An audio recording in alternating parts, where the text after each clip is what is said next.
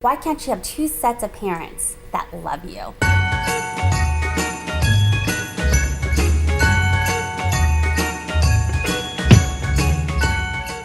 I was a single mother when I met my husband. He was a single father. We met each other, we fell in love, and we had 2 more kids together. So we have a family of 6. We have 6 kids.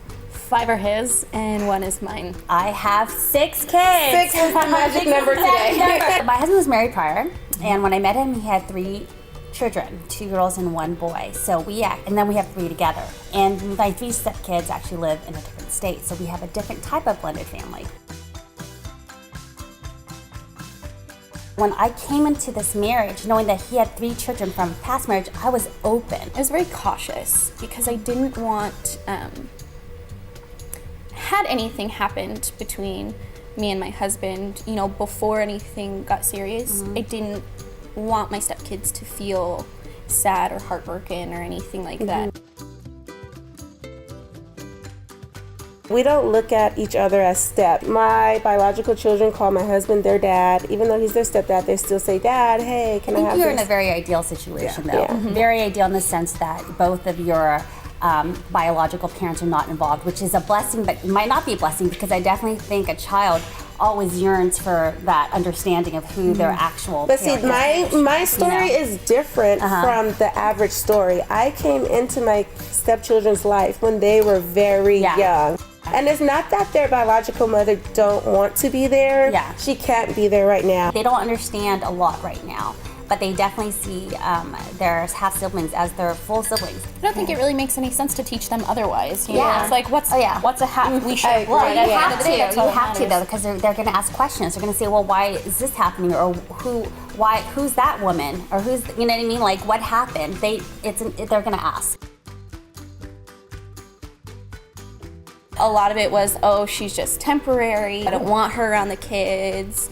This or that, even though there was never any attempt to really get to know me.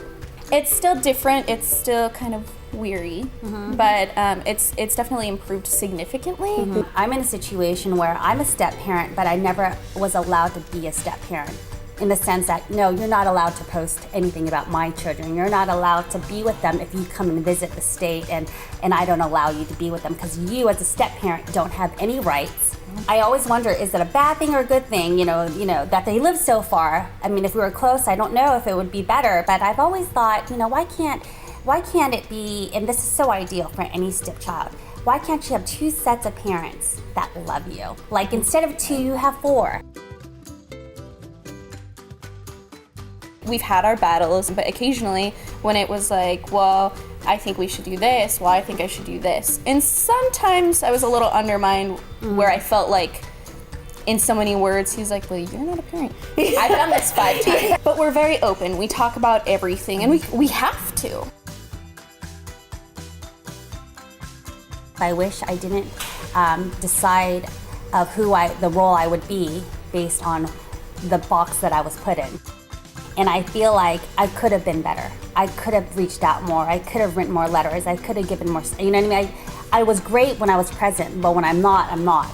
And I feel like I could have done better there. But I do know that they know that I'm theirs unconditionally. I'm a first-time step-parent. And it's my first time marriage. It's never too late to build that relationship. It's never too late, and that's what I'm working on. I've done so much better in terms of just trying to build that relationship. Now that they're older, now that they can understand, now that it's time that they heard the full story.